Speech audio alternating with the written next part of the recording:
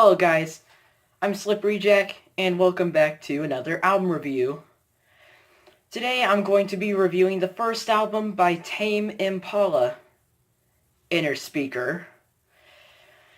So, Tame Impala is a Australian psychedelic rock band, and when I say band, I mean I'm not even sure if you can really call these guys a band. Whenever someone calls Tame Impala a band, there's always some person that's gonna get on them about how it's 90 something percent Kevin Parker who is doing all the instrumentation and stuff.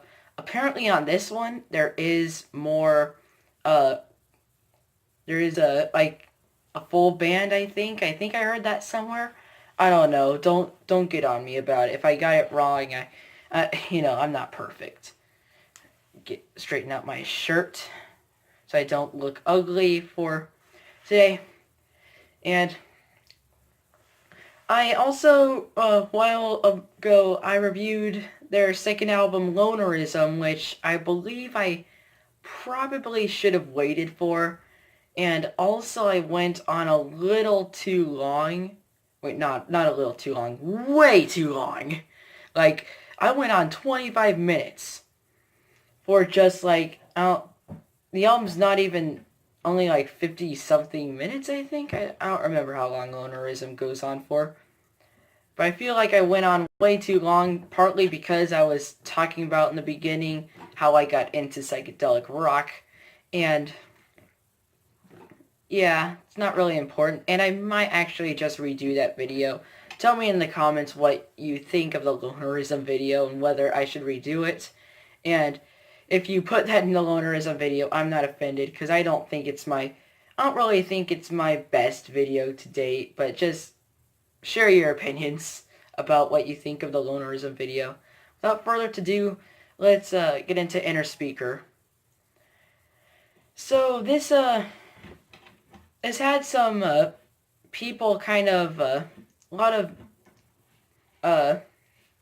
started to get pretty popular in the 2010 to 2011, and there are some reviews popping up about it, and everyone was hyped because this is a new band that out of nowhere this new psychedelic rock band comes out, and they are basically just rehashing the sounds of the psychedelic sounds of the 60s and the 70s. And a lot of bands were trying to do this, but they couldn't pull it off in their own they didn't really have their own sound. Tame Impala, however, though they aren't really bringing much new to the table, it's definitely not a very iconic album.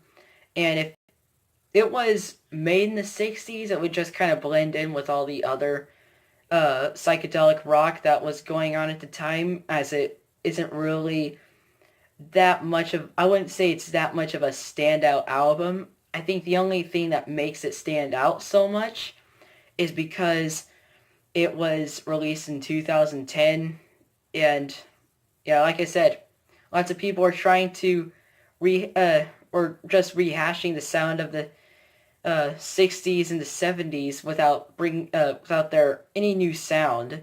But Tame Impala has their own sound. It's so yeah, this isn't a very groundbreaking album, but I think that kind of affects my opinion on it, because it's almost like it's just there. It's just a psychedelic rock album, and I have heard many psychedelic rock albums before, but that doesn't make it bad. In case you didn't know, I love psychedelic rock. It's one of my favorite genres of all time. I I just love how it always puts you in this spacey atmosphere. And by the way, I don't do drugs. I just like the music. But I just love the spacey atmosphere it puts you in, and this album does that perfectly. How sometimes it's kind of other like sometimes it's very more atmospheric, more melodic, and other times it's also got these songs on it that are just kind of seem like they're there to rock you out, but still a lot of fun. Just sort of like Desire Be Desire Go, Lucidity, and the Bold Arrow of Time maybe I don't know. And this album also has some songs on this album have kind of a lot more a lot more of an accessible sound. Sort of like the outro, I Don't Really Mind, and Expectation maybe.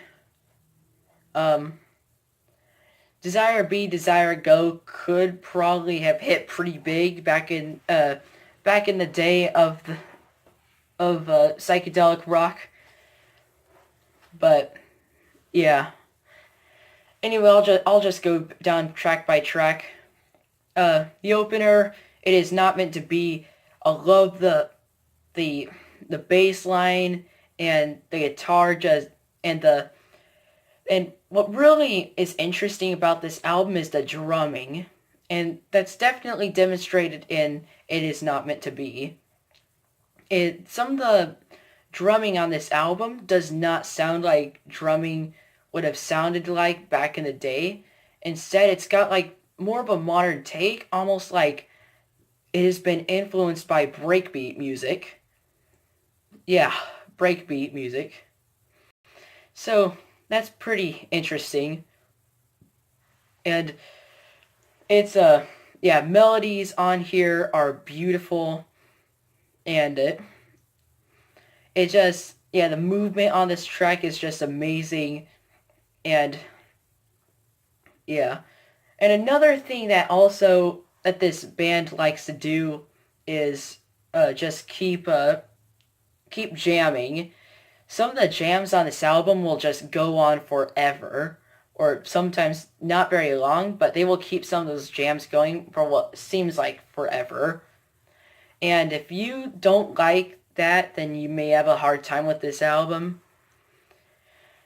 Um, so, next track I kind of already talked about, Desire Be, Desire Go. Just a fun rock song, just there to rock you out, and yeah, just a lot of fun.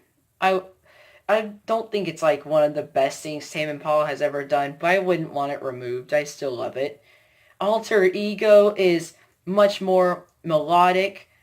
It's got like this computer synthesizer thing going on there, and that's what kind of gives Tame Impala its own sound. Is these computer synthesizers that I don't really know how to explain the sound. You would have to go listen to it yourself to really understand. But no, there weren't any. I don't really know of any psychedelic rock bands back in the 60s and 70s that were doing that. But yeah, it kind of has a more of a dark feel on this one, and at points it's much more dark and dreary than dreary. Well, actually, no, I don't know if I can consider it dreary, but yeah, definitely a lot more dark than the other stuff on the album. But this is just not didn't really like this song as much because there was just too many changes. But I've gotten to like it a lot more. Lucidity, as I already mentioned, another fun rock track that's just there to rock you out. Still pretty great. Why Once You Make Up Your Mind is another melodic one, sounding a lot, but it's got more of a chaotic feel, as you can tell by the title. And Solitude is Bliss, a bit more of an accessible sound on here, almost sounding like a a psychedelic version of a Brit pop song. Yeah, and yeah, by the way, I really like Brit pop, so this is a great song. Jeremy Storm. This is an instrumental, and oh man, I love this. This demonstrates like how this band can keep jamming for so long, and yeah, I think the best part of it is just like the first minute or so, and it just builds up to create just this amazing song. Just love this track so much, and it's definitely in some of the best stuff Tame Impala has ever made. Um, the no expectation uh still like a very psychedelic song, kind of a lot easier to sing along to. Don't really consider this much of a standout, but still pretty awesome. The Bold Arrow of Time is like a straight blues song, which is kind of strange for Tame Impala if you've listened to all their mainline albums. And this is I thought it was really cool to see what they were doing with blues as well. Like this wasn't the first Tame Impala album I listened to. Kind of wish it was my introduction to them, but when I was going into this for the first time and I heard this, I was like, this is really cool that they're doing like psychedelic blues. Great stuff. Then Runway houses city clouds. And as you can tell, this song it says it all in the title. Very psychedelic, very dreamy, and this is just some amazing stuff. It's like a progressive rock song almost. You know, it's definitely progressive rock, and this is also in some of the top best stuff that Tame Impala has ever made. And it ends with, we could have just ended it with Runway Houses City Clouds, but they had to end it with I Don't Really Mind. This is one of Tame Impala's more accessible sounding songs. Um, in case you didn't know, Kevin Parker kind of has I think he kind of has an odd taste in music, kind of like compared to the music that he is creating.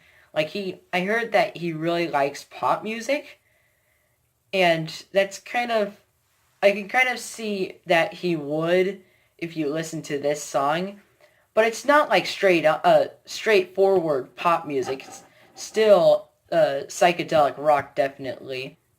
And I think that this is definitely probably the weakest track, but I don't think this really affects the album that much.